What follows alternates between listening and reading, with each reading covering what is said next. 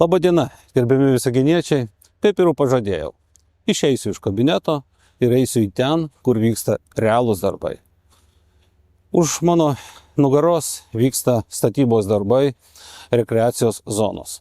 Ir aišku, kartu su kalneliu, apie kurį tiek daug kalbama. Priminsiu, kad gruntas, kuris vežamas į čia, jisai buvo atvežtas dar man nebūnant meru į statybos aikštelę, kur statėsi Intersurgical gamykla. Taigi, tie, kurie tiek daug kalba apie užterštą gruntą, turėtų patys ir atsakyti, iš kur tą gruntą atvežė, nes mes dabar vežam būtent tą atvežtinį gruntą į čia. Šis projektas nieko neskirtingas nuo kitų projektų. Kiekvienas projektas turi savo etapus. Tai yra sprendimų priėmimo etapą ir darbų vykdymo etapą. Taigi, sprendimas buvo priimtas.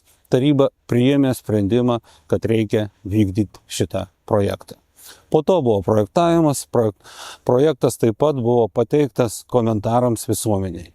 Ir būtent tuomet buvo laikas, kada buvo galima pateikti savo komentarus, buvo galima paprašyti papildomų ekspertizių ir taip toliau.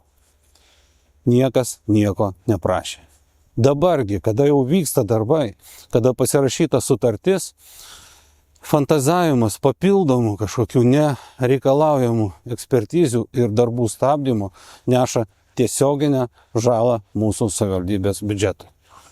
Todėl susimastykime, ar tikrai tie, kurie organizuoja darbų stabdymą ir neša tiesiogiai žalą biudžetui, taip jau padeda mūsų gyventojams, kadangi tai miesto biudžeto lėšos. Tai reiškia, kad mūsų gyventojų lėšos. Ir kaip pavyzdys, vien tik už gruodžio mėnesį, kada buvo sustabdyti darbai, rangovas jau išstatė sąskaitą daugiau nei 90 000 eurų kompensacijos. Už tai, kad tiesiog stovėjo.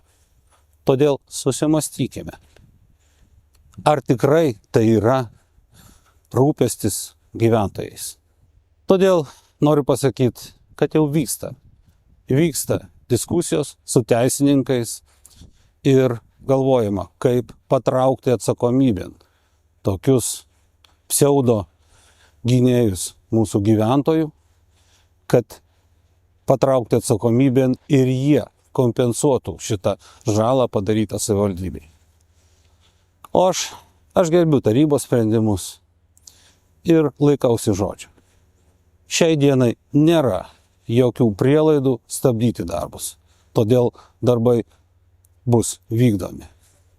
Ir rekreacinė zona tikrai bus.